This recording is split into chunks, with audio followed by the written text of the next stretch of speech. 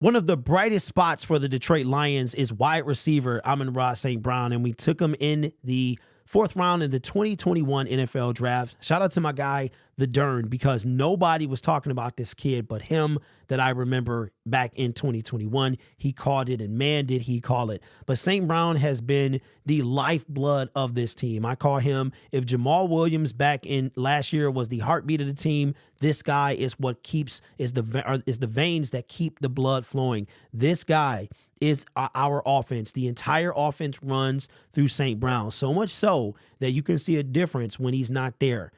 So the Detroit Lions are, what a find it was for Brad Holmes to snag him when he did. Now, if you guys remember, I think it was a trade-up situation. You had Derek Barnes, and then it was a situation where the Detroit Lions saw St. Brown sitting there, and they decided to trade up and get him in the fourth round. And everybody knows that he remembered all 16 receivers taken before him, and that's my type of guy. I love that type of drive, having that type of chip on the shoulder, because it makes you work even harder than maybe you should, catching 202 balls after practice. That's how you become the receiver that you are and the receiver that he is. But this is not an attack on Dave Burkett. I'm an internet personality. I have my opinion. A lot of y'all don't like it. I have to hear about it in the comment section. So I'm sure and I've been a part of people making videos talking about my thoughts. So this is not anything new. So I'm not trying to attack Dave Burkett. I like Dave Burkett. To me, he's one of the rare beat writers, media personalities that ask the serious questions, the tough questions in Allen Park. Not like a Carlos Menares where he's just trying to be ridiculous and SOL. But Dave Burkett, he asked the tough questions. He asked about the pass rush and things like that leading up to the trade deadline. So I like this guy. But this take here, I'm not sure I like this one bit. This is coming from his mailbag that he did today. And it was a question from one of the readers. Says, is Amon-Ra getting a $20 million plus year extension in the summer? And it tells you where he's coming from. He starts off, he says, I don't think there's any doubt St. Brown will blow past the $20 million mark on his next contract after playing 3 seasons on fourth round wages and producing like one of the best receivers in the NFL. He's worth it too. I can agree with that. Says, Tyreek Hill currently tops the wide receiver market with an average annual value of $30 million per season. Justin Jefferson and Jamar Chase should get new deals that top that in the coming months. And I guess St. Brown at least approaches that ballpark too. Hill, Jefferson, Chase, and A.J. Brown, $25 million per season, are the best receivers in the NFL right now. And St. Brown is at least in the conversation for next on the list. I could agree with that too. Here's the part that I'm kind of stuck on. If I was St. Brown, I probably would hold out of training camp next summer when he's due a comparatively paltry base salary of $1.05 million that will go up once the proven performance escalator kicks in until I get a new deal. That's the part, Dave, that I cannot agree with, and I hope that St. Brown does not have to get there, and I hope he doesn't do that. And Brad Holmes, Dan Campbell, specifically, this is Brad Holmes' decision. This was his guy. He wanted him. He was excited when he was there in the fourth round, traded up to get him. He's been the lifeblood of our team. He's been the heart of the offense. If Brad Holmes lets Amon-Ra St. Brown get to training camp and there's no deal, we got a problem. We have a problem. There's no reason that shouldn't happen. He shouldn't even be allowed. As a matter of fact, here is my first order of business in the offseason. The very first thing, the minute you can, that it's allowed in the league, the first thing I'm doing for the 2024 NFL season is extending Amon-Ra St. Brown without a shadow of a doubt, even before Jared Goff. St. Brown is worth it. Now, if we look at his stats for his short-lived career, he's in year 3, entering year 4. Now, remember, Deebo Samuel was a second-round pick, and we were looking to trade for him not too long ago. But we're rocking with St. Brown instead. Every year, just like a fine wine, man, getting older, getting more mature, and getting better. had 17 games, 90 receptions, had 912 yards. Rookie year, averaged 10.1, 5 touchdowns. Long, 37. Year 2, played one less game, had more targets at 106. More receptions at 106, had more targets, had more yards per average, had more touchdowns, and even had a longer long. And 2 consecutive years with no fumbles. Year 3, already less games. He has 75% of the total targets he got in 2022. He has almost the same. He will pass the targets. If I said targets, I meant receptions here. He will pass the yardage that he got, barring injury. He has more average, and he will pass the touchdowns that he had, and he might even pass the long. The one blemish on his record is a lost fumble earlier this year.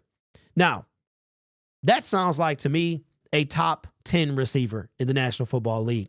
May not have the speed, may not have the stretch to field ability, but he's reliable. He'll be where he's supposed to be. He is a workhorse. His work ethic is unmatched, and he must be paid, right? Accordingly. Now, remember, I've been trying to tell you. Hold on. As a matter of fact, I think I actually have the soundbite queued up.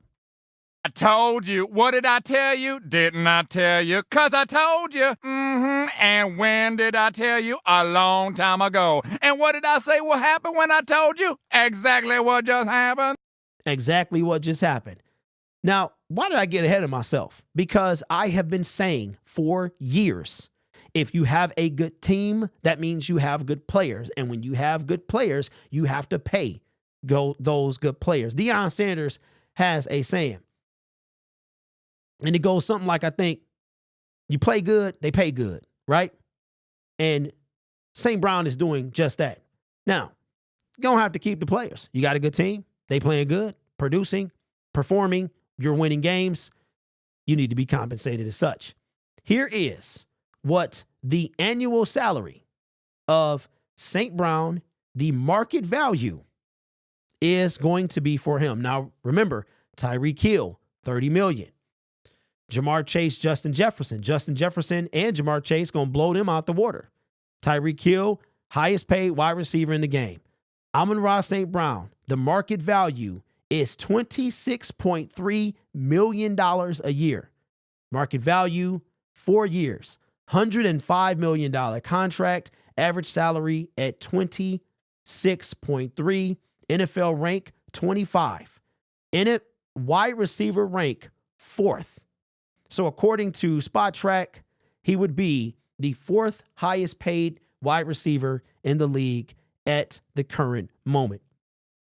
After Jamar Chase and Justin Jefferson get their bread, then he'll probably drop in between 5 and 10. But does he deserve every single penny?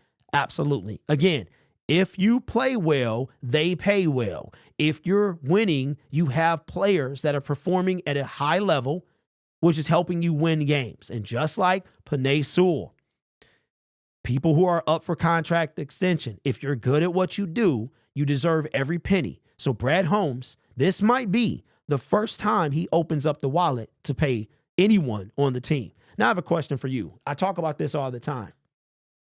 To a lot of you, Brad Holmes is the GOAT. He's the GOAT GM in 2.5 years. We've never seen anything like it. Can't do any wrong.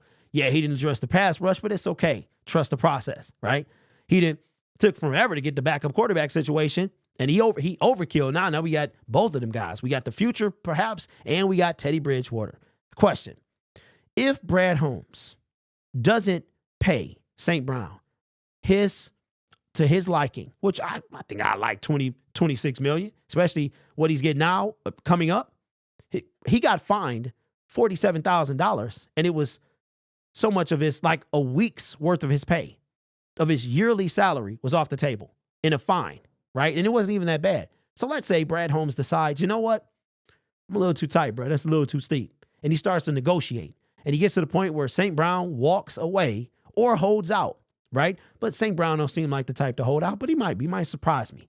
St. Brown plays year 4, and then he takes a hike.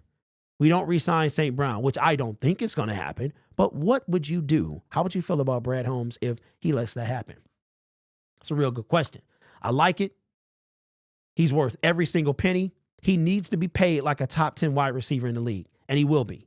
Probably won't be paid more than Justin Jefferson and Jamar Chase. But you know what I love about this? This guy, we'll wrap the video up. This guy fell to the 4th round, feels some type of way about it, puts in the work, and has fought his way, has produced his way into a top 10 receiver in the league, into a receiver that the offense must have in order to run properly. This is how you work. Love this young man. This guy is a great example for kids to follow and guys after him. And even guys like myself. You know, I got 20 years on this guy, but seeing him work and the amount of work he puts in makes me want to be better at my craft, whatever that is. In this case, we're talking about YouTube. Makes me want to be a better YouTuber because this guy has earned every single penny. 4 years, $105 million, $26 million a year, 4th highest paid as of now wide receiver in the league if it was to go like this. But let me know, put your amount in the comment section that you would want for St. Brown. Is there an amount that's too high for you?